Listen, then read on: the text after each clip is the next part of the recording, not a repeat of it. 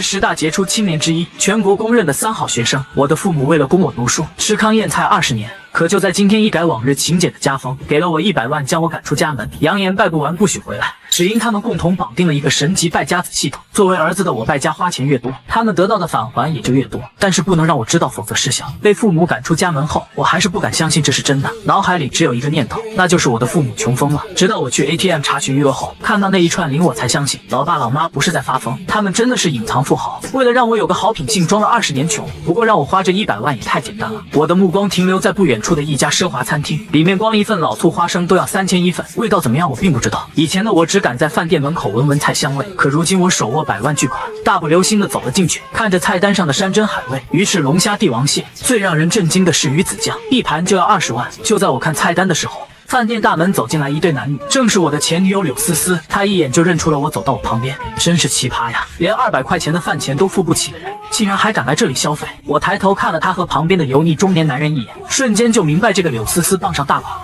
和这个穷小子计较什么呀，宝宝？想吃什么随便点，等会再给你买个包。柳思思闻言亲了他一口，和中年男人坐在了我的邻座，拿起菜单点了1万块钱的菜。看到我还在看菜单，随即挖苦道：“一个屌丝进这么高级的餐厅，这里的菜价是不是把你吓傻了呀？不像我们陈总，他可是装修公司的老板，点几百上千的菜眼睛都不眨一下。”中年男人叫陈建明，开的装修公司每年赚不少于100万。被柳思思一吹捧，忍不住得意起来，也对着我淡淡道：“穷人就该去吃10几块钱的炒饼，为啥跑来这里丢人现眼？”听着他们的嘲笑，我脸色一冷，刚把菜单上的菜看完，但这2个人就跟2只苍蝇一样烦人。你们2个不是很有钱吗？有种咱们比一下，我点什么菜你们就点什么菜。柳思思当场答应，断定我肯定是打肿脸充胖子，身上的钱在这里只够吃1碗大米饭。现在为了面子，最多不会超过1000块。我招呼女服务员过来点了餐，女服务员愣住了，她在这里工作几年了，还是第一次见到有人这样点餐。先生您确定？看着我点头答应，柳思思不屑一笑。这个服务员肯定是觉得李阳点的东西太便宜廉价，点了份西红柿炒鸡蛋，让女服务员震惊了。服务员，他点什么就给我们也上一份。女服务员傻眼了，有些为难。你们2个人吃得完吗？吃不完就倒了。有钱人吃饭吃得开心最重要，而不是和某个穷小子一样只为追求口。没过多久，柳思思先前点的菜上齐了，有肉有菜也有酒，总价不低于1万块钱。2人相互喂着饭，嘲讽着我：“这些菜你1年的伙食费也吃不起，能看我们吃对你也算是一种奢侈了。如果你能过来自己扇自己几个巴掌，说不定我还能让你吃一下我们的剩饭剩菜。”我闻言当场无语。扇你妹啊！就12000一顿算得了什么？我点的奢华到不可思议。柳思思刚要站起来骂我装逼，但被不远处的阵容给惊到了。厨房之中出现了一大堆服务员，推着餐车往他们这里走了过来。柳思思十分好奇是谁点了这些，能使出这么大阵容的。这一顿得几十上百万，即便是陈建明也不敢这么吃啊！他当即伸长脖子打量着四周，想找出是哪位有钱人，看看自己能不能攀上对方。很快，餐车推到了他的旁边，准确来说是推到了我的旁边。服务员们井然有序地把餐车上的盘子端到了我的餐桌之上，再一一掀开盖子，盘上装的菜十分奢华，大龙虾、帝王蟹、佛跳墙、路易13披萨，每一道菜都不低于1万块钱。不仅有菜，还有酒，一杯82年的拉菲就价值5万块。最让人震惊的还是那一盘小小的鱼子酱，虽然量少，但是价值20多万。我桌上的东西加起来价值90多万，奢华到令人不可思议的程度。柳思思眼睛大如铜铃，当场傻在原地。李阳这个穷小子怎么可能点得了这么奢侈的一餐？全身上下的衣服加起来不超过200块钱，肯定是上错桌了。服务员，你没有上错吗？这个桌上坐着的可是一个穷逼。李阳，你这个穷鬼，你知道这一桌起码要90万吗？你掏空你家所有钱都不够赔的。而我不再理会他们埋头干饭，不就93万吗？说实话，这些东西贵是贵，但是好吃也是真的好吃。这时候女服务员走了过来，没有上错桌，那位先生点的就是那些，您2位别急，你们也点了那些，很快就上来。2人愣了一下，不远处又出现一大堆服务员，和刚才的程序一样，把奢华的菜端在柳思思和陈建明的餐桌上。陈建明当场傻眼，我没点这些啊！他虽然年入100万，但还是没有这么奢侈，一堆饭就是干掉93万。女服务员面带微笑的解释：先生，您之前说那位先生点的你都来一份。陈建明脸色一变，他没想到我点的是93万的东西，还以为我点的是几百上千块钱的。能退了吗？不能的，先生。而我此时停下筷子，望了过去，冷笑道：没钱就不要装逼了。陈建明笑了：我没钱，我是大老板，会没钱？我一天赚的钱比你几年还要多。柳思思也在一旁喊道：这个小子就是一个穷逼，全家都没10万块钱，你们还不快点让他买单，当心他没钱结账吃霸王餐。女服务员沉默片刻，微笑道：我们这里的规矩是先吃完饭再结账。这一顿饭柳思思吃得十分兴奋，反正不用他花钱，他这一辈子没吃过这么奢华的饭。陈建明却如同吃了一堆死苍蝇一般，这可是要花掉自己90多万。半小时后我吃完了，别看这90多万的菜就以为分量很多，事实上分量并不多。女服务员走了过来。过来，先生，您总共花销932562，给您抹个零，算你93万。陈建明他们看起来了好戏，这个穷小子怎么付这钱呢？肯定得给人家跪下求着让他刷盘子，93万的盘子够他刷一辈子的。让他们万万没想到的是，我直接掏出了一张卡递给了服务员，淡淡的说了一句刷卡，他们满脸的错愕。一个穷小子真有钱付这93万？柳思思可是了解李阳的家境，穷的狗见了都得摇摇头。女服务员在 POS 司机刷起了我的卡，很大的机械音响起，余额不足。陈建明瞬间大笑起来，我就说这小子怎么可能有钱付账，拿没钱的卡装逼，这不妥妥一个小丑吗？而我也愣了，卡里有100万，怎么可能余额不足？看了一眼银行卡，才瞬间恍然大悟，这张卡是我自己的那张，而不是老妈给我的那张。我掏出另一张银行卡让服务员刷，柳思思撇撇嘴，觉得我又开始装了。要我是这个女服务员，早就一巴掌上去了。女服务员接过卡，在 POS 司机刷了起来，她的额头之上出现了一丝汗水，直到听到叮的一声刷卡成功，才松了一口气。柳思思嘴巴张大到了极致，李阳的银行卡真的刷了93万，这怎么可能？陈建明也被惊到了，像是见到了天方夜谭一样。我脸色平静地望向了陈建明他们，到你们结账了。女服务员走了过去，微笑道：先生，你们总共消费了952100，为您抹去零头，只需支付95万就可以了。陈建明的脸色比便秘还要难受，95万巨款都能让他包女大学生好几年了。他咬牙切齿地支付了95万，我这才满意的起身离开餐厅，还没走出去就被女服务员叫住了。先生，这是我们餐厅的至尊 VIP 卡。他把这里的情况上报给了老板，但是老板没再要他给我一张至尊 VIP， 凭借此卡之后来吃饭，不仅能享受高级服务，还能打7折。我接过卡后便离开了餐厅。陈建明的目光一直都停留在那张至尊 VIP 卡上，他也想要这张卡。他觉得自己花费了95万，比我还要多2万，不仅能得到这张至尊 VIP 卡，还能享受比我更多的好处。陈建明起身离开餐厅，他在等女服务员过来给他送至尊 VIP 卡，却没想到人已经走出了餐厅，但女服务员还是没有行动。陈建明怒了，折返回去质问女服务员。女服务员脸上挂着职业性的微笑，但心里早就在翻白眼了。她察言观色的能力十分强。李阳付钱的时候十分的随意，而这陈建明却像是死了爹妈一样，十分的明显李阳才是真正的有钱人，所以女服务员更愿意讨好李阳。当然了，她也不会得罪其他的顾客，便掏出了一张普通 VIP 卡送给了陈建明。我消费了95万，为什么只是一张普通的 VIP 卡？女服务员耸耸肩，至尊 VIP 卡可不是随便能送给人的。陈建明厉声道：给我换一张至尊 VIP 卡。先生，您要是搞事，那我就叫保安了。陈建明想到这家餐厅的老板自己招惹不起，缩了一下脖子，带着柳思思离开了。才出餐厅没多久，他就将柳思思扇倒在地。你不是说那就是一个穷光蛋吗？为什么他能随随便便就拿出90多万？此刻的我并没有回家，因为家里说过不花完这100万就不让回去，现在还剩下7万块钱。我盘算起了怎么花剩下的钱，摸了摸自己的手机，已经用了2年没有换过，现在龙维的 Mate 60 Pro 很火。我走到手机店买了个顶配，又买了其他的电子设备，手表、平板，还有一台 RAW 全家桶，总算是把剩下的钱都花完了，这才雄赳赳气昂昂的回家。此时的家中，我的父母见到系统之上的信息，脸上大喜。李阳已消费93万，获得返利2000万；李阳已消费7万，获得返利140万，系统余额2140万。之前他们还担忧自己儿子不会败家，没想到半天就把这100万全花完了，很有败家天赋，这下就可以依靠儿子败家成为超级大富豪了。等我回家之后，把自己的花销告诉了父母，本以为会得到批评，没想到他们2人都竖起大拇指，毫不吝啬地夸我做得不错，随后安慰起了我：儿子辛苦了，你花完100万已经没钱了，现在再给你2000万，要尽快花完，不要节省。2000万？李阳惊了，你看看手机的信息。李大江道：他们给李阳的那张卡是系统给的，可以在他们3个人之中随意更改谁为卡主。李大富已经把卡主改成了李阳，也把系统余额2140万中的2000万转到了那张卡的，剩下的140万他们夫妻俩留着。李阳掏出手机，见到了一条建设银行的信息：龙国建设银行您尾号3478账号中已入账2000万，余额2000万。李阳愕然，连忙用手指去数，好多个零，他还是第一次见到2000万这么多的钱，十分的激动。2000万都可以给他当零花钱，看来他对自己家的富有程度还是低估了。不就是区区2000万吗？至于这么激动吗？李大富十分的淡定。杨秀珍白了他一眼，见到返利2000万之时，他可比李阳还要激动10倍。老爸老妈，我们家到底有多少钱？李阳问道。他十分好奇自己的家多富有，2000万随随便便就给了，富有的程度超乎你的想象。李大富模棱两可道：你只需要记住，钱对于我们来说只是一堆数字和粪土没有区别。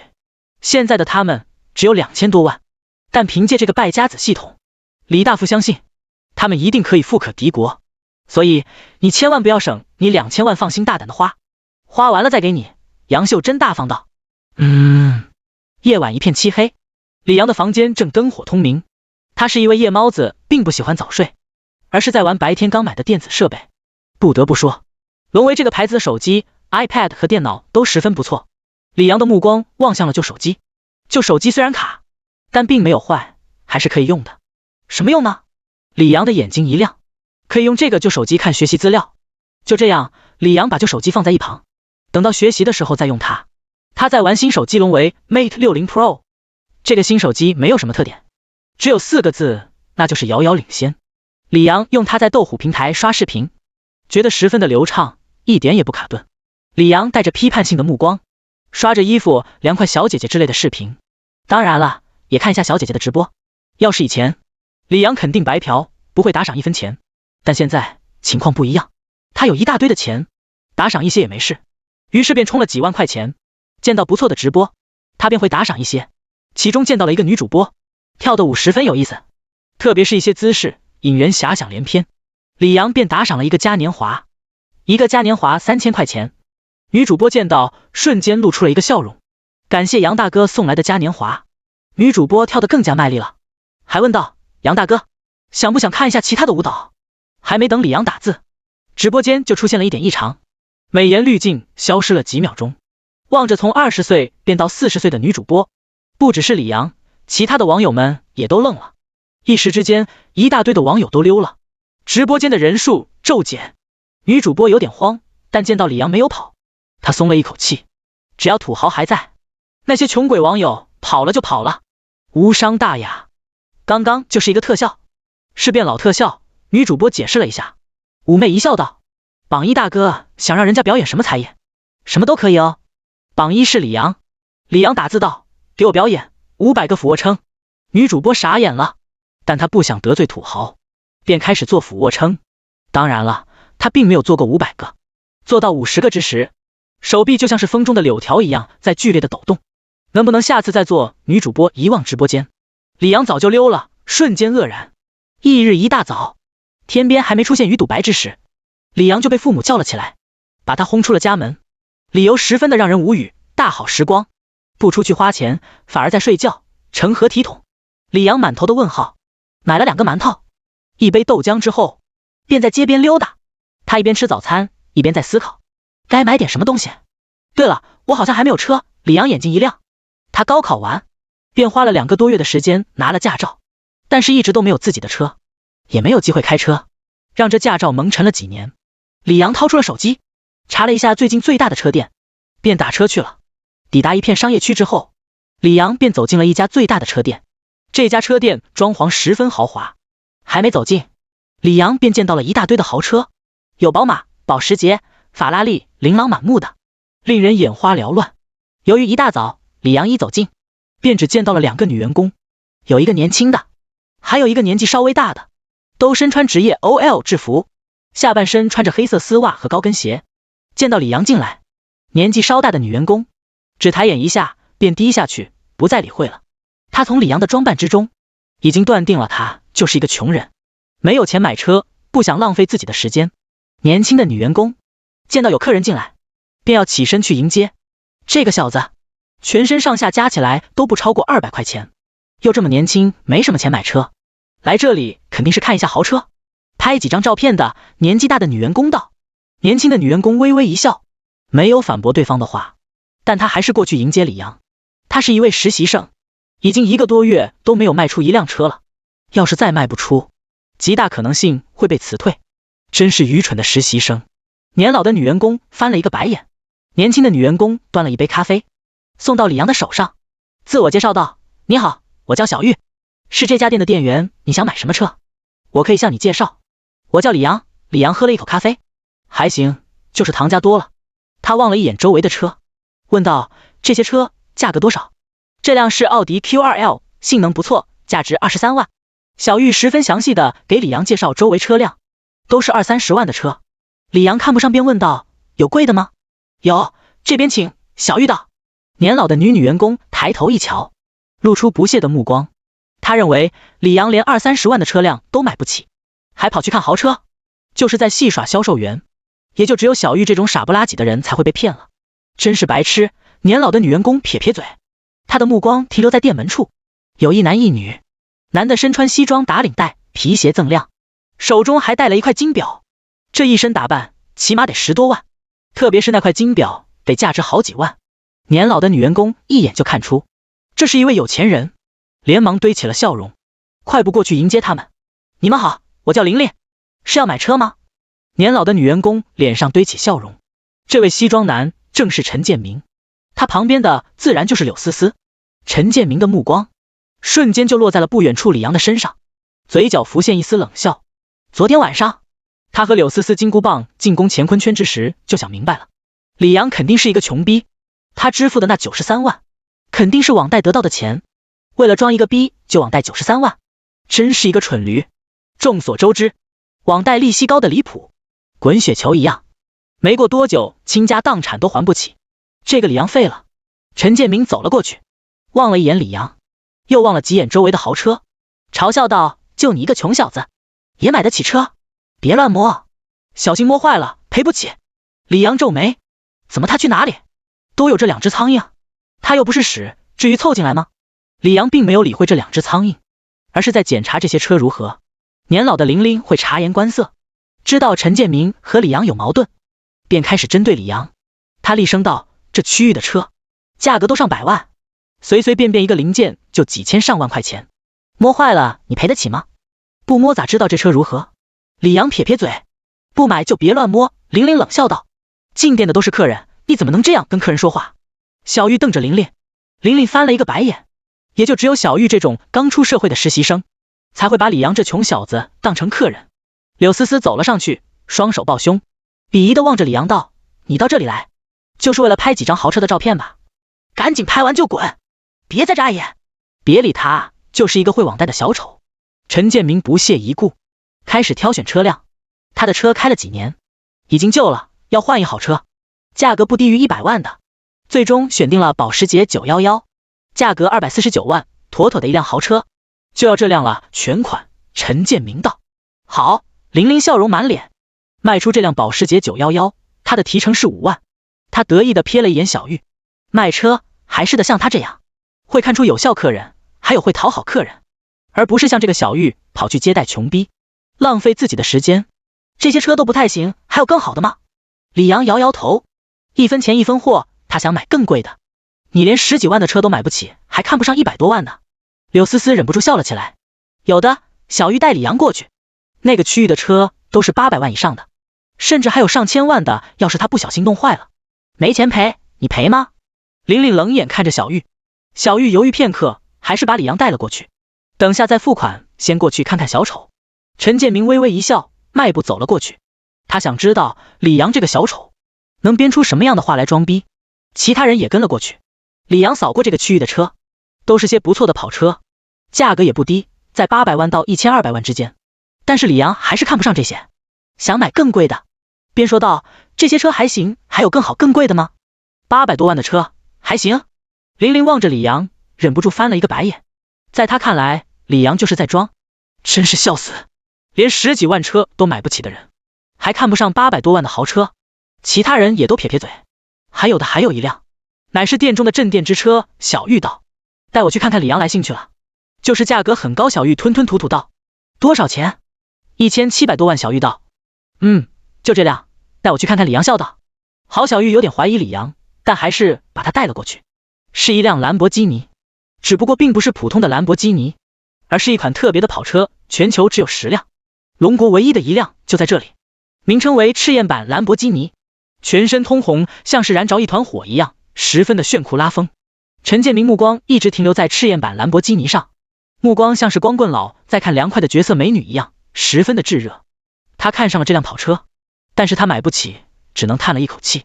他买不起，李阳就更买不起了。这车看着不错，可以试驾一圈吗？李阳看上了赤焰版兰博基尼，但是并不知道他如何，便想试驾一下。门都没有，还没等小玉说话，玲玲便冷声道：这辆跑车价值1700多万，随便的一个零件就是李阳不可企及的价格，也配试驾？他肯定是想试驾的时候拍几张照片发在朋友圈之中装逼。柳思思翻了一个白眼，一副早已看出李阳心思的表情。陈建明没有说话，但是用看小丑的目光看着李阳。这个我做不了决定。小玉为难道？赤焰版兰博基尼乃是镇店之车，价格昂贵，不是他这小小的销售员可以做决定的。你不能做决定，就是不确定我想不想买这辆车。李阳掏出了银行卡，递了过去道：拿去。啊！小玉诧异，刷卡。李阳微微一笑道：只要这辆车性能没什么问题，那我就买了。若是有问题，再把钱退给我。李阳是真的看上这辆赤焰版兰博基尼了，他也检查过，车子看着并什么问题，就是不知道开起来如何。这辆车价值1732万。小玉正色道。刷。李阳淡淡道：现在的他卡里有1900多万，接近2000万。小玉愣了一下，拿着李阳的卡便去刷了。这个小玉的愚蠢真是超乎我的想象力。玲玲噗呲一笑，这个小玉还真相信李阳的卡能刷出1732万，真是傻子界的天花板。你真会装。陈建明竖起了大拇指，眼神之中满是戏谑。他在等着看李阳被打脸。90万可以网贷，但是1732万别说网贷了，把你的器官全卖了都没有这么多。你要是能刷出1732万，我当场倒立洗头。柳思思鄙夷道。李阳脸色平静，内心却是冷笑一声。刷不出，请竖起你们的狗耳朵听吧。没过多久，便传来一声叮，刷卡成功。这所有人都傻眼了，还真刷出来了。不可能是1732万，应该是1732块。陈建明摇摇头，能随随便便拿出1732万的人可不是一般的人。李阳不是这样的人。小玉，你刷了多少钱？是不是1732块钱？玲玲问道。不是1732块，而是1732万。小玉摇摇头，她的脸上都是惊讶之色，显然是没想到李阳的银行卡真的可以刷出1732万。玲玲连忙跑过去一看，瞬间被吓了一大跳，真刷出了1732万。玲玲瞠目结舌，已经震惊到了无以复加的地步，嘴巴张得巨大，都可以塞下一套打狗棍法了。他怎么可能有1732万？柳思思不敢置信，他早就查过了李阳的家底，知道是一个名副其实的穷小子。93万可以网贷，但是1732万不可能网贷。陈建明狠狠地吃惊一把，内心掀起了波涛汹涌。能拿出1732万买车的人，自身的资产少说上亿，甚至还可能几十上百亿。他猜测李阳可能是一个隐形的富二代。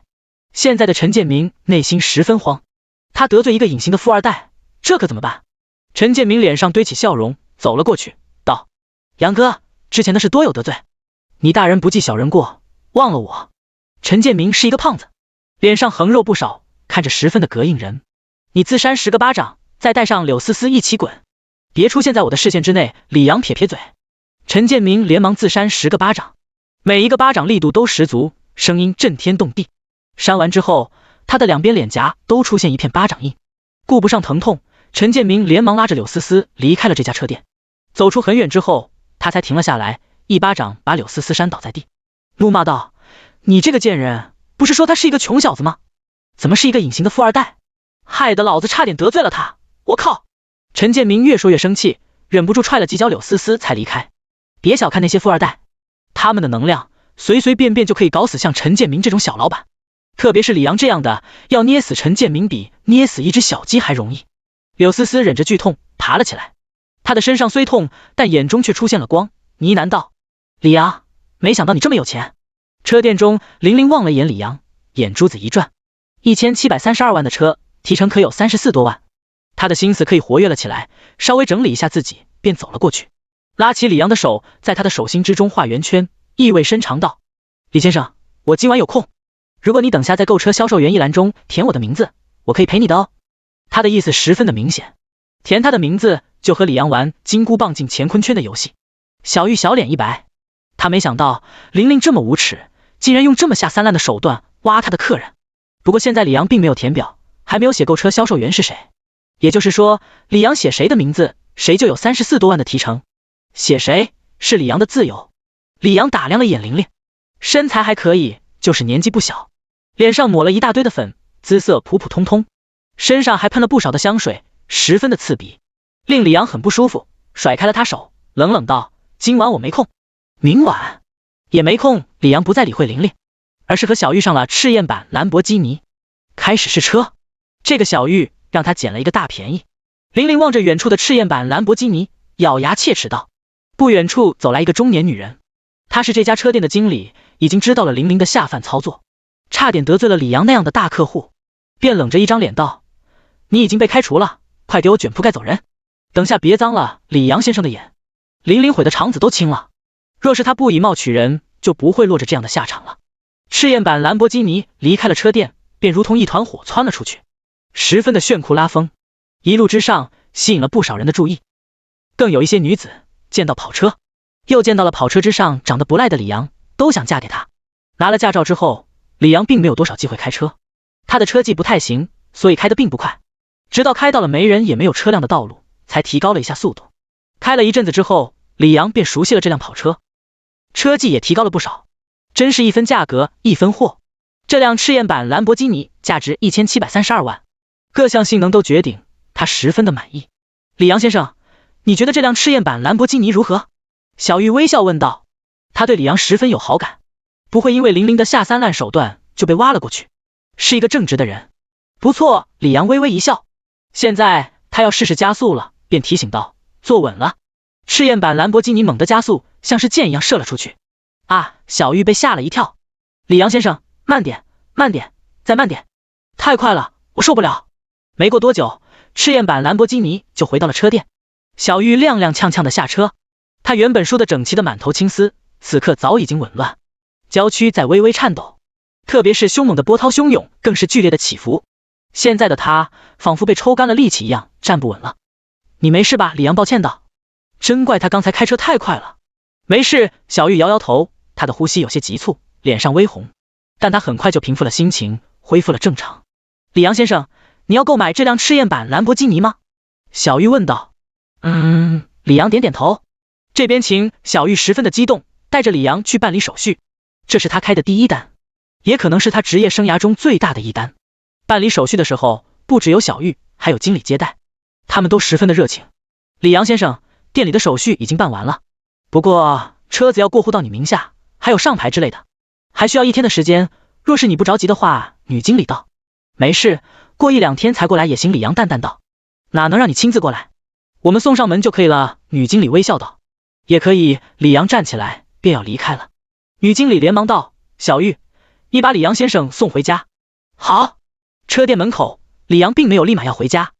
你在这里等我，我去买点橘子。对小玉说完这句话之后，李阳便离开了，他要去不远处的水果店。当然了，除了买橘子，还买其他的水果。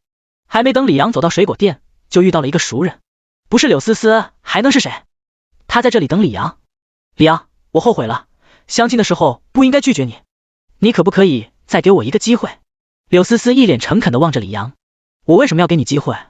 李阳撇撇嘴，他穷的时候看不上柳思思，有钱的时候就更看不上他了。他人品不行，我很优秀，身高160厘米，大专学历，长得还漂亮，很适合你，你带我出去很有面子的。柳思思微微一笑道。李阳却是翻了一个白眼，这难道是女生等式吗？女生160厘米等于男生180厘米，女生大专学历等于男生985学历。我不喜欢公交车，留下这句话，李阳头也不回的走了。柳思思愣了，不喜欢公交车，可以坐他新买的赤焰版兰博基尼啊。过了一会儿，柳思思才反应过来，公交车是什么意思。他确实是公交车，不只是陈建明，还有其他的人，2个巴掌都数不过来。这重要吗？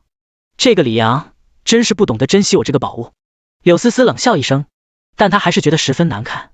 错过了李阳，感觉错过了一大堆钱。买了一些水果之后，李阳便回到了车店，让小玉送他回家。小玉早就把高跟鞋换成了平底鞋。由于李阳是大客户，经理便让小玉用公司最好的车送李阳，是一辆宝马。李阳先生上车。小玉道。宝马呼啸离去。小玉并不是老司机，驾驶车十分的平稳，速度也不快。李阳便提议道，要不让我来开？你是顾客，怎么能让你开？经理会怪我的。小玉婉拒了，他可不想再经历一次被掏空的感觉了，1天之内被掏空2次，他会吃不消的。半个小时之后，宝马才停在了李阳家所在的区域。小玉热情的给李阳开门。李阳下车感谢了一下小玉，道：给你留了一些葡萄，很紫，味道也不错。说完，李阳便回家了。小玉望了一眼周围，十分的诧异，他不明白李阳这么有钱，为什么要住在这些破旧的地方？或许这是有钱人的癖好吧。小玉并没有多想，回到车上，驾驶着宝马离开这里返回车店。不远处有一个老妇人望着远去的宝马，再望了一眼李阳的方向，摇摇头道：都20多岁的人了，连一辆车都没有，出门还要靠打车，真是失败。几个小时之前，李阳的父母便炸开了锅，系统的返还太逆天了。昨天晚上大半夜的时候，系统的声音就响了起来，李阳已消费4万，获得返利120万。李大富和杨秀珍没有惊讶返利的倍数，而是在诧异儿子大半夜的在花什么钱，他该不会是出去乱搞了吧？李大富大惊失色，花4万块钱乱搞，这价格也太高了吧？一般不是几千块钱包夜吗？这不是重点，重点是乱搞容易得病，最后会死。他李大富可就只有这一个儿子，不能出现意外。乱个锤子，他房间的灯还亮着，还有声音传出来的。杨秀珍翻了一个白眼，就不能思想单纯一点吗？他还在家呢，莫非是在看学习视频？别乱想了，问一下就知道了。杨秀珍走到李阳的房间，敲了一下房门，问道：臭小子，你在干嘛？看直播。哦，杨秀珍还没有回时代脱轨，瞬间就想到了，儿子肯定是打赏了，便道：看直播的时候记得要打赏，不要太小气，得几十上百万这样打赏才行。昨晚的系统声音，李大富和杨秀珍并没有多惊讶，只是7万块钱，但今天的却让他们狠狠地震惊了一把。李阳已经消费1732万，获得返利别墅1套和5000万人民币。李阳已消费645块钱，获得返利6万。李大富他们并没有理会第2条系统提示，而是盯着第1条。我的乖乖，这就花了1732万了。李大富倒吸一口凉气，他点开了第1条提示，查看更加详细的信息。别看才返利5000万，就以为这次赚的并不多。重头戏是那套别墅，萧山区的别墅。李大富愣住了，这别墅怎么了？杨秀珍好奇道。李大富掏出手机，出萧山区别墅的信息，再把手机递给杨秀珍看。我的天，这萧山区是富人区，别墅平均价格1.5亿，最少的也要9000万。杨秀珍傻眼了，她平复一下心情，问道：那我们的这一套大概价值多少？按照系统给出的信息，我估算了一下，大概2亿。李大富呼吸加快，杨秀珍也十分的兴奋。原本他们就在计划买房子了，没想到系统瞌睡送枕头，给他们返利一套这么好的别墅。更重要的是，这套别墅的地址距离李阳的学校并不远。终于换房子了，杨秀珍兴奋道。他们这一套房子只有90平，不但小，还十分的破旧。还他妈这么多年辛苦你了。李大富握住了杨秀珍的手，十分的愧疚。这么多年以来，虽然他都在努力的工作，但依旧穷困潦倒。好在有一位好的老婆，并没有嫌弃他穷，对他不离不弃，相濡以沫，并把家里打理得井井有条。别再说这些了。杨秀珍微微一笑，他们已经苦尽甘来了。啪嗒的一声响起，大门被打开，李阳提着不少的水果回来了。还没进门，他就见到了老妈湿润的眼睛，连忙跑过去，担忧道：老妈，你怎么了？没事，就是眼睛进了沙子。杨秀珍尴尬一笑，她的眼睛只是稍微湿润，但李大富的眼睛已经噙满了泪水。李阳望着李大富道：老爸，你不会告诉我你的眼睛进砖头了吧？一边去，李大富打了李阳一巴掌，编了个理由道：我们不久前看了一个情感电视剧，才这样伤感的。好了，说正事。杨秀珍正色道：刚才我们商量了一下，过几天就搬家。搬家？搬去哪？李阳问道。他在这里住了22年，已经安土重迁了。我们在萧山区买了一栋别墅。李大富一来李阳的袋子，拿出里面的水果递给杨秀珍吃。萧山区的别墅，李阳惊了，他可知道这地区的别墅价格不菲，淡定一点也就区区2亿而已。李大富一脸的平静。2亿？李阳大吃一惊。2亿的别墅，这可多好，他没有了安土重迁的情感了，必须搬家。于是他们一家人边吃水果边商议搬家的事宜。商议完毕之后，杨秀珍才问道：儿子，你今天花了1700多万，买了什么东西？买了一辆兰博基尼。李大富望了一眼李阳，十分的羡慕。他这一辈子别说开跑车了，就连摸跑车都没摸过，不过以后有机会的。那这样说，你的钱快花完了？杨秀珍微微一笑道：我再给你打5000万，尽管花，不要节省。没过多久，李阳便收到了建设银行的一条短信：龙国建设银行，您尾号3478账号中已入账5000万，余额52552000。真不错，年纪轻轻不靠自己，只靠家里就已经有了半个小目标。李阳微微一笑。早上清晨的阳光透过了窗户，照射到李阳的身上，还没等他醒来，就接到了一个电话，是小玉的。他甜甜的声音响起：李阳先生，你的赤焰版兰博基尼所有的手续已经办好了，现在方便吗？如果方便，就给你送上门。方便。李阳点点头。洗漱完毕，再吃完早餐，李阳便出门等他的赤焰版兰博基尼了。这是他人生中第一辆跑车，有点小兴奋。不过很快，他兴奋的心情就没有了，因为他见到了黄大婶。黄大婶为人尖酸刻薄，还特别喜欢吹嘘他的儿子。刚开始的时候，大家还能竖一下大拇指，久而久之，大家就十分反感了。他一见到李阳，便指着一辆车炫耀道：见到这辆车了吗？是我儿子新买的，价值50多万。李阳望了过去，见到一辆奥迪 A6L， 他有点诧异，黄大婶的儿子不是才工作吗？怎么买得起50多万的奥迪 A6L？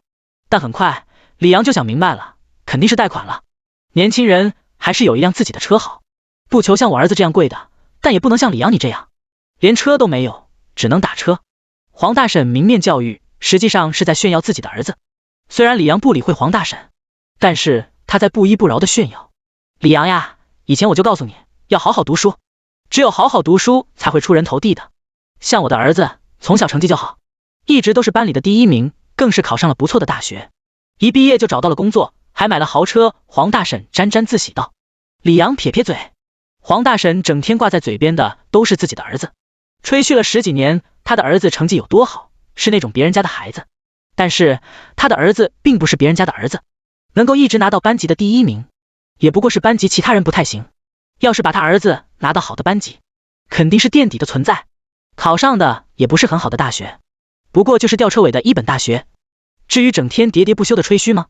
还没等李阳说完，远处便走过来一个青年，正是黄大婶的儿子黄杰龙。他一走过来便数落黄大婶：妈，你怎么能这样说李阳呢？你这样是不对的。黄大婶愣住了，自己的儿子怎么会反驳自己，不给自己面子？他有些生气。学习这种事讲究的是天赋，像李阳之前的成绩一般，也不能说明他不努力，也可能是他的智力比我低。黄杰龙笑道：有道理，我的儿子随我，智力肯定很高。黄大婶心情愉悦。黄杰龙走到奥迪 A6L 旁边，像摸凉快的绝色美女一样摸着自己的豪车，笑着：我才毕业不到1年，就已经买了一辆豪车，属于人中龙凤了。周围的邻居们看到这母子俩这么装，都十分反感，他们都同情地望着李阳。李阳真可怜，把这对奇葩母子逮住一顿装13。黄杰龙没有理会周围邻居，望向了李阳，略带嘲讽道：想必你毕业了也找不到什么好工作，赚不到什么钱买豪车，至于奥迪 A6L 这样的，更是摸都摸不到。用奥迪 A6L 载你兜风，我是没空的，不过我很大方，可以让你摸一下我的奥迪 A6L， 甚至是拍几张照片发朋友圈也可以。就这种车也好意思发朋友圈？李阳翻了个白眼，这可是豪车，发朋友圈还可以勾引到妹子，你懂什么？真是井底之蛙的穷小子。见李阳看不上自己的爱车，黄杰龙瞬间就怒了。呼呼，远处出现了一辆车，正在开往这里。李阳，你又打车了呀？黄大婶嘲笑道。他昨天便是见到李阳从这辆车下来的。这是网约车？不可能吧？黄杰龙愣住了。有什么不可能的？黄大婶诧异。这是一辆宝马车，价格不会低于100万，估计得200-300万，能开得起宝马的人怎么会出来跑网约车？黄杰龙道。这黄大婶傻眼了，他不懂车，还以为是一辆普通的车，没想到是一辆更豪的车。听说有部分有钱人有点癖好，黄大婶猜测。对，肯定是这样的，我在网上见到，有部分有钱人闲得发慌，便去跑网约车玩。黄杰龙望向了李阳，道：你运气真不错，自己买不到好车，打车却打到了一辆宝马。李阳撇撇嘴，没有理会这对奇葩的母子。他知道是小玉给他送赤焰版兰博基尼来了。宝马开到这里，小玉一下车便露出了一个微笑，走向李阳道：李阳先生，你的赤焰版兰博基尼等一下就过来了。啥？赤焰版？还是兰博基尼？黄杰龙笑了。这兰什么记的是什么车？黄大婶诧异。是跑车，价值几百万，基本上都是500万以上的。500多万的车，黄大婶鄙夷道。就这个李阳，别说500万的车了，就是5万块的，他都不一定能买得起。李阳啊，李阳，没想到你为了装逼，居然还请了演员。黄杰龙摇摇头。周围的邻居们也以为李阳买不起500多万的车，毕竟李阳的家底，他们比谁都清楚，但他们并没有说话。没本事还这么喜欢装，等下看你怎么拿出一辆500多万的车。黄大婶冷笑一声，500多万的车，李阳先生自然没有，但他有1732万的赤焰版兰博基尼。小玉脸色不悦，这演员入戏太深了。黄杰龙讥笑道。呼啸声响起，远处出现了一辆通红的车辆，像是一团燃着的火焰，正在往李阳这边行驶而来。他一出现，瞬间吸引了所有人的目光。这车太炫酷拉风了。还没多久，赤焰版兰博基尼就停到了李阳的旁边。女经理从车上下来，走向李阳，抱歉道：李阳先生，实在不好意思，要给你送车，所以只能开你的赤焰版兰博基尼了。说完，他还把手中的文件袋递给了李阳，都是赤焰版兰博基尼的手续文件。没事，李阳淡淡道。黄杰龙愣了一下，但很快就反应过来了，冷声道：李阳，你真是大手笔，为了演这戏装逼，居然还租了一辆兰博基尼跑车。租这种车要花不少钱吧？黄大婶问道。一天得几千上万块钱。黄杰龙道。真是败家。黄大婶翻了个白眼，冷笑道：有这钱还不如用来买菜，拿来装逼干嘛？蠢东西啊！租的。女经理笑了，这可是李阳先生全款1732万买的。这演员也入戏太深了。黄杰龙撇撇嘴。就在这时，有位邻居认出了女经理的身份。我的天，这是远处那片商业区最大车店的经理。没错，就是他，我见过他一面。那车店里的车都几十上百万一辆。这么说，李阳真的全款买了一辆1732万的跑车。周围的邻居们全都瞠目结舌了。这么大的车店，经理肯定是有头有脸的大人物，怎么可能为了一点钱就跑过来当演员？若是真能请人家来当演员，那不是更牛逼吧？他们望向李阳的目光都变得不一样了。黄大婶母子俩齐齐傻眼了。李阳真的全款买了一辆1732万的跑车？周围的邻居也都觉得不可思议，因为他们都清楚李阳的家底，他的父母工资并不高，不可能赚这么多钱。而李阳还在读书，目前上大4，放假在家，更不可能赚这么多钱了。能够买得起1732万车的人，资产少说上亿，甚至有可能几十上百亿，是他们这些人不可企及的有钱人。李阳哪来这么多钱的？有一位大爷站了出来道：我们这些人都是一直住在这里的，住了几十年了。但李阳家不是，他家是在20多年之前就搬了过来。或许在20多年前，他们家就很有钱，应该是这样。其他人恍然大悟，没想到李阳居然是一位超级富二代。还好我没有和他们家有矛盾，相反相处的还十分融洽。我也是，俺也一样。周围人议论的声音像一根根刺一样刺进黄杰龙的耳朵中，他内心十分的慌张，得罪了一个超级富二代。要是李阳这个超级富二代报复他，那他肯定会没什么好下场。黄杰龙变脸很快堆起了笑容，过去赔礼道：杨哥，我刚才就是在开个玩笑的，你不要太在意。李阳，你大方一点，记得帮衬一下我儿子。黄大婶也道。周围的邻居都翻了一个白眼，他们从未见过如此厚颜无耻之人，现在见到了，还是两个。谁是你哥？不要乱认关系。李阳拿起黄杰龙搭过来的手，脸色一沉，还说李阳先生买不起你的奥迪 A6L， 这辆赤焰版兰博基尼足够买几十辆奥迪 A6L 了。小玉语气不善道。黄杰龙尴尬一笑：李老板，我要怎么做你才能原谅我？带上你妈滚远点，别出现在我的视线之内。李阳撇撇嘴，他十分烦这两只苍蝇一直在他耳边嗡嗡嗡个不停，搞得他像一坨屎一样。黄杰龙陪笑连连，连忙带上黄大婶离开这里。等距离过远之时，他才冷下一张脸道：要不是你，我也不会得罪李阳这个大佬了。怪我？黄大婶心情也不好，怒道：不是你没出息，会被李阳出风头吗？母子俩一路走一路互骂了起来，还差点动起手来。他们现在都十分后悔，不应该跑到李阳面前装逼。如果没有得罪李阳，和他这位超级富二代搞好关系，他们的好处肯定不会少。但现在全没了，还可能会遭到李阳的报复。李阳站赤焰版在兰博基尼的旁边，扫了一眼周围的邻居。他和他们做了10几年的邻居，平时互帮互助，相处的十分融洽。一想到他家即将搬家，和这群邻居们可能很少会见面，李阳就有点舍不得。他决定请他们吃一顿饭，算是告别饭了。大家都还没吃饭吧？这样吧，我请客，请大家吃一顿好的。李阳提高声音道。邻居们都十分兴奋。有人问道：去哪里吃？李阳想了片刻道：就去15公里外那家香味餐厅，这家餐厅的菜都不错，很好吃，价格不便宜，平均每个人得需要1000块钱以上。邻居们摇摇头，都觉得这家店太贵了，让李阳很破费。就这么决定了。李阳微微一笑，我们好像没有车。有人叹了一口气，他们这里10几个人，要是带上家人就几十个人了，需要不少的车辆。车辆的事我来安排。车店的女经理站了出来，微笑道，她得和李阳这个大客户搞好关系，于是便掏出手机打了一个电话。没过多久，10几辆小轿车快了过来，把邻居们都接去餐厅。远处的黄大婶母子见到这一幕，都十分的羡慕，也更加的后悔了。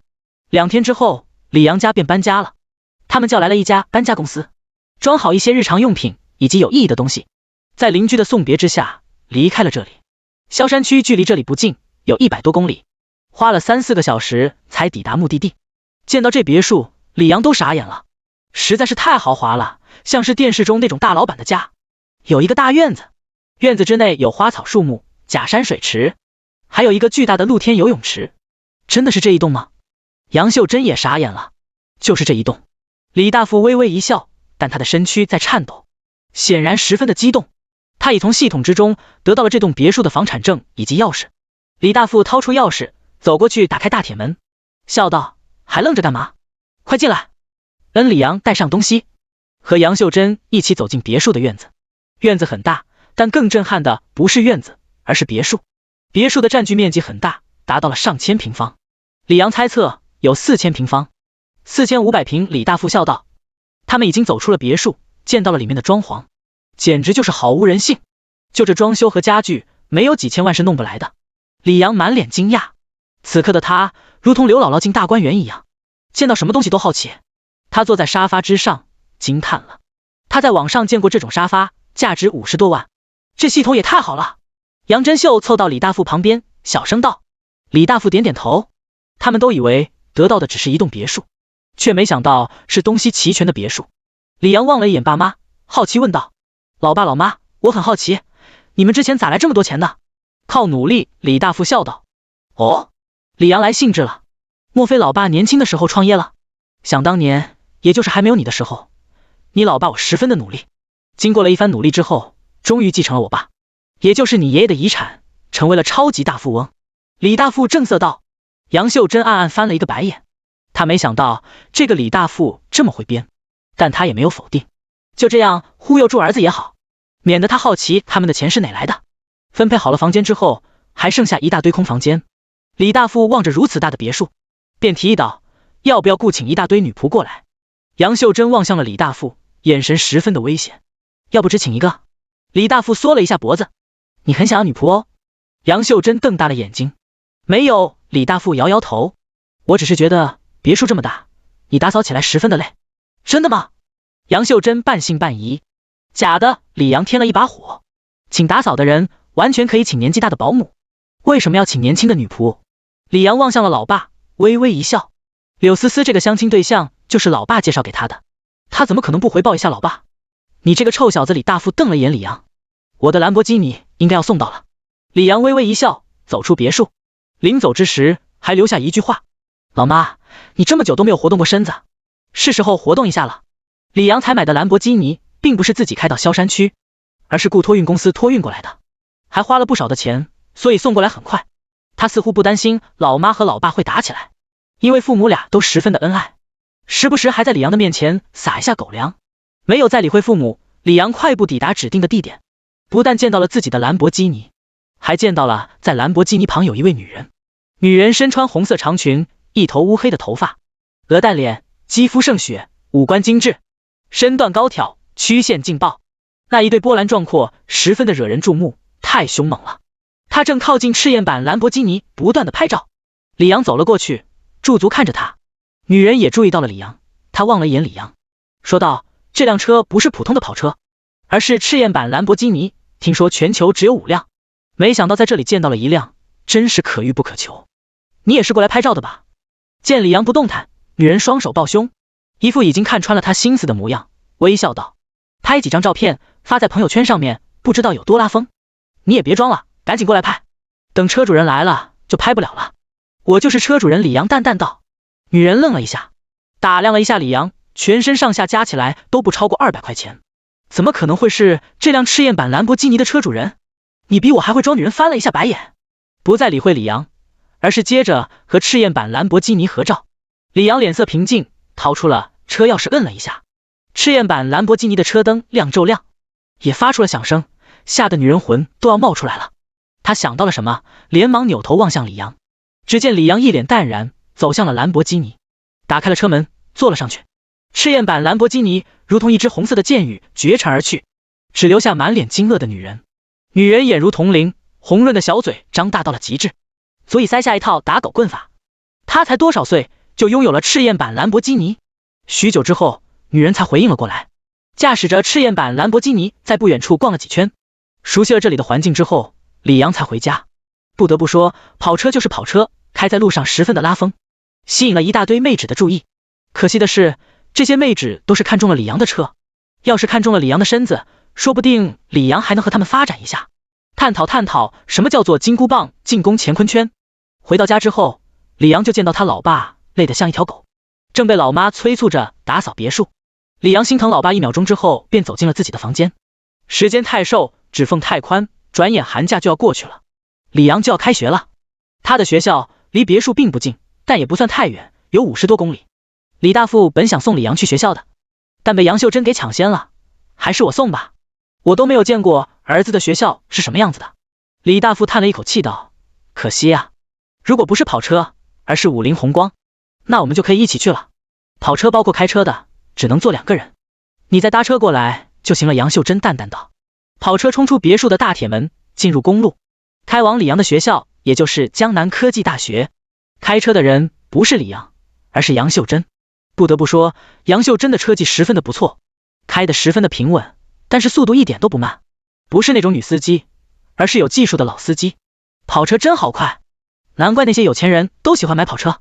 杨秀珍的嘴角浮现出了一丝笑容，让李阳坐稳之后，他便开始加速了。赤焰版兰博基尼猎豹一样在道路之上奔跑。李阳望了一眼杨秀珍，不禁露出了一丝笑容。他感觉到老妈变化很大，以前的老妈脸色疲倦，皱纹明显，虽然才42岁，但看着像50岁的。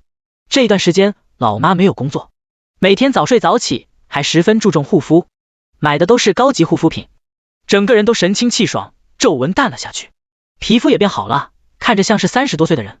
老爸老妈为了我付出这么多，我以后可不能成为一个败家子。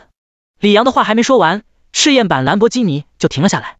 杨真秀望向了李阳，目光十分的危险道，你不当败家子？听到这话，李阳满头问号。现在你跟我宣誓。杨秀珍正色道，我李阳要成为一个败家子，不败光家产，誓不罢休。还没1个小时，兰博基尼就停到了李阳大学的不远处。杨秀珍打量了一眼李阳的大学，瞬间瞠目结舌。儿子，你的大学感觉有点小，还有点破旧，要进去参观一下吗？李阳没有反驳，因为他的大学确实小且破旧。江南科技大学听着科技2个字非常高大上，其实就是一个民办本科大学，还没有一些专科学校好。下次吧，你老爸快过来了，我去接一下他，然后我们在这附近玩一下。杨秀真婉拒了，这个破旧的小大学完全就没有参观的意义。注意安全。李阳下车之后便走进了学校，他不知道的是，在不远处有一位戴着眼镜的男生正望着他的背影。李阳独自在江南科技大学之内行走，他在想自己都这么22岁了，还没送过礼物给老妈，要不要趁着老妈在江南玩的时候送她一些礼物？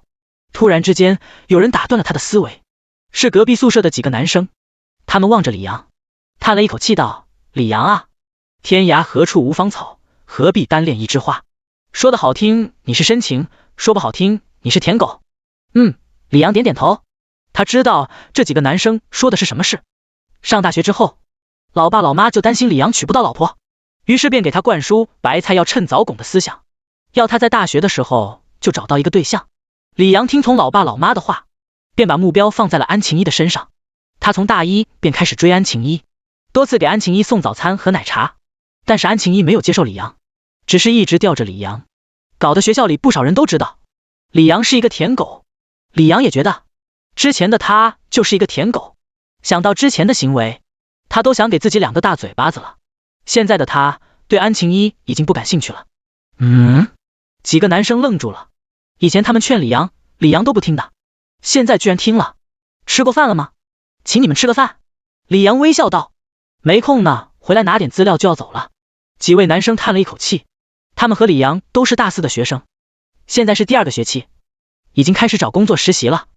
告别几个男生之后，李阳便回到了自己的宿舍，是一间6人间的宿舍，不过此刻空荡荡的，并没有一个人。李阳坐在自己的桌位之上，掏出手机，给老妈发一条信息，问他们在哪里玩，然后便在手机上查一下周围有什么大型的珠宝店，他要买些东西送给老妈。嘎吱的一声响起，宿舍门被推开，走进了一位戴着眼镜的男生，他叫吴书海，是李阳的一位室友。他在宿舍之中属于特立独行的人，和其他人并不合群。虽然李阳和他交情并不深，但总归当了3年多的室友，现在又快要毕业，各奔东西了，于是便把自己带过来的家乡特产送一些给吴书海吃。却不料吴书海根本不领情，什么脏钱买的东西，我才不吃。吴书海冷哼一声，把手中的东西扔进垃圾桶。他在校门口就见到李阳从一辆跑车中下来，而跑车中有一位富婆，很明显李阳已经被富婆包养了。李阳的钱自然就是当小白脸赚的，这样的钱买的东西他才不屑吃。吴书海看都没看李阳一眼，从自己的桌位拿了几本书，便离开了宿舍。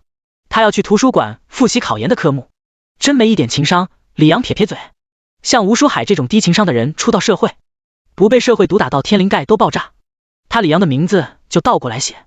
翌日一大早，李阳便打了一辆车，前往富贵珠宝店。他已经查过了，这是整个江南最大的珠宝店。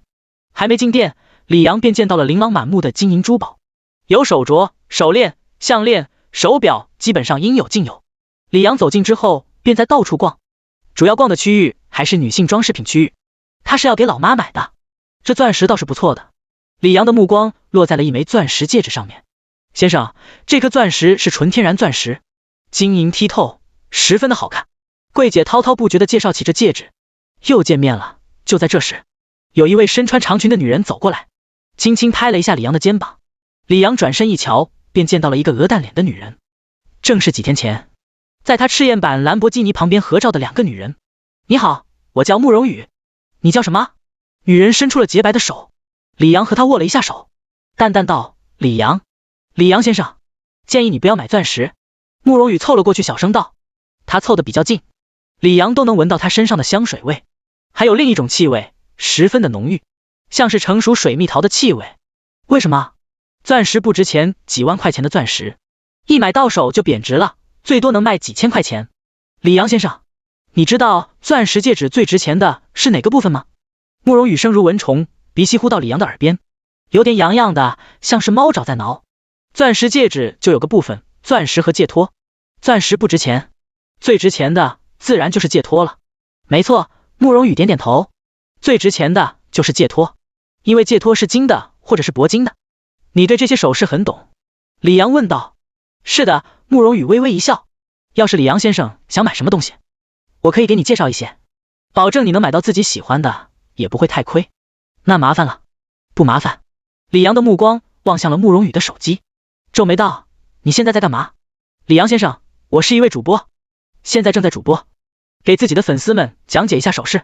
慕容羽连忙道：你放心，我的镜头并没有对准过你，要是你介意，那我就把直播给关了。不用了。李阳摆摆手。慕容羽的直播间之内，粉丝们全都炸开了锅，都在指责李阳的不是，这个人真是不识好歹。慕容姐姐好心给他介绍，避免他被坑，他却这副语气，就是真是不懂得感恩。慕容姐姐别再理会他了，这个人狼心狗肺，不值得他好心去帮他。你们有没有觉得慕容姐姐对这个人的样子像是一个舔狗，好像在刻意讨好？粉丝们虽然都在指责李阳，但他们也十分的羡慕李阳，羡慕李阳能够近距离接触他们的女神，不像他们只能舔屏。李阳先生，你是要自己买还是？慕容羽问道。给我老妈买。李阳如实道。年纪稍大的阿姨，喜欢的首饰类型。慕容羽微微一笑道。我带你来这边的东西，阿姨应该会喜欢的。慕容羽带李阳去看的，乃是一条金色项链，项链之上还有一颗绿色的宝石，晶莹剔透，像是一滴绿色的水，十分的好看。这条项链名为翠石项链，价格不菲，需要56万块钱。翠石项链乃是中年女人最喜欢的项链之一，戴在脖子上不但显得雍容华贵，还能养气。慕容羽滔滔不绝道。这位姑娘说的不错，柜姐赞赏连连。李阳凑了过去，仔细打量翠石项链。慕容羽直播间的网友们全都傻眼了。56万，这么贵，谁买得起？不是吧，慕容姐姐咋介绍一条这么贵的项链？这位男生听着声音年纪并不大，肯定买不起。没错，慕容姐姐就应该介绍一条几十上百块钱的给他。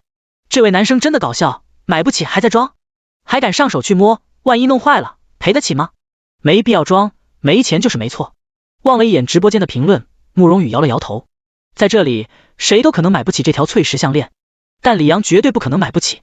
李阳连上千万的极品兰博基尼都有，不可能没有56万买这条翠石项链。这颗绿宝石上面有一条裂缝，李阳皱眉，若不是仔细看，是看不出这条裂缝，十分的细小，比头发还要细小。是，桂姐微笑道，有这条裂缝，这条项链才能卖56万。要是没有这条裂缝，这条项链起码需要150万。这项链不行，有瑕疵。李阳摇摇头，你是看不上这条吗？桂姐微笑问道。是的，李阳点点头。慕容羽直播间的粉丝见到这一幕，瞬间就无语了。这哥们真是牛逼，买不起就是买不起，偏要说看不上。不过他也真幸运，如果说买不起会让自己丢脸。好在有这条裂缝，他真会装，尿素袋都没他会装。这边请，这边有好的宝石项链。桂姐带李阳他们去了另一个区域，这个区域的宝石项链数量并不多，只有10几条，但是每一条都价格不菲，最低的价格都不少于100万，而最高的达到了700万。慕容羽走进了这个区域都变得小心翼翼，因为太贵了，弄坏了他可赔不起。他直播间的粉丝们见到这个区域的项链，也都倒吸了一口气，实在太贵了。大部分的项链都是他们打工一辈子，甚至是几辈子都买不起的存在。他们都用戏谑的目光望向了李阳，这哥们惨了，喜欢装逼，没想到现在被带到这么好的宝石项链区来，这些项链都没有瑕疵，看他找什么借口不买。现在的他进退两难，买不起，不买，装逼会被识破，喜欢装逼又没有实力的人就是这个下场。我都替这哥们尴尬，脚趾都抠出30亿听了。李阳先生，你觉得这里的宝石项链如何？慕容羽问道。我先看看。李阳走了过去，一一把看10几条宝石项链，不得不说，真的是一分钱一分货。上百万的宝石项链质量就是好，晶莹剔透，娇艳欲滴的，十分的漂亮且大气，还没有一丝瑕疵。李阳对这里所有的宝石项链都满意，但是这些宝石项链好是好，但是太单调了。李阳摇摇头。慕容羽直播间的粉丝们都瞠目结舌了，他们都没想到李阳还真能找到借口，这哥们还在装，就是没钱就没钱，何必呢？没钱又不丢人。还有别的项链，比如珍珠项链、玉石项链。桂姐也有一丝不耐烦了，她感觉李阳就是过来找茬的，但出于职业操守，她还是打开一旁的柜子，拿出了4条项链，2条珍珠项链，粉红色的珠子，个个粉嫩饱满，光泽锃亮。还有2条是玉石项链，是极品冰种玉石，像是透明的水一样，十分的罕见珍贵，价格都不便宜，每一条的价格都高于500万。就这4条项链，总价格2450万。由于李阳这么装，让慕容羽直播间的人疯狂的评论，也有不少的人打赏，直播间有了一定的热度，便获得了平台的一个智能推荐位。更多的网友进入了直播间，他们了解了事情的来龙去脉之后，都和本土网友们一起嘲讽李阳，这位兄弟，让你装，让你比尿素袋会装，现在下不来台了吧？哈，真是笑死我了，又多了2000万的项链，看他还怎么变，他会成为年度第1装逼之人。装逼？我看他就是一个小丑，他要是真的买这项链，我当场直播在化粪池中潜水，不把里面的东西吃完就不上来。这位先生，你觉得这些项链如何？桂姐脸上虽然还有微笑，但十分的勉强。很不错。李阳点点头。那你要买吗？桂姐语气平淡，她可不认为李阳真的会购买项链，哪怕是1条。李阳点点头，给我打包。啊！桂姐眼睛睁大，愣了一下，连忙问道，打包哪一条？全部。什么？桂姐被吓了一大跳，怀疑自己听错了。你是说这里的全部？是的，先生，这里全部的项链价格不少于5000万。桂姐提醒道。全打包，刷卡。李阳淡淡道，花5000多万买礼物送给老妈，一点也不亏。他并不知道老妈喜欢哪条款式的项链，所以全都买下了，总会有那么1-2条是老妈喜欢的。好，桂姐十分惊喜，感觉自己就像是被一块大馅饼砸中一样，砸得她眉开眼笑，对李阳十分的热情，连忙给李阳打包这些项链。宝石项链玉石项链和珍珠项链总共16条。慕容羽直播间的网友们见到这一幕都全目瞪狗呆，他们全都傻眼了。原本以为李阳在装逼，没想到他是真的有钱，居然敢把这10几条项链全部都买下。要知道，这些项链没有一条的价格低于100万，实在是太毫无人性了。随随便便就花5000多万的人该多有钱？但这时又有网友开始质疑了。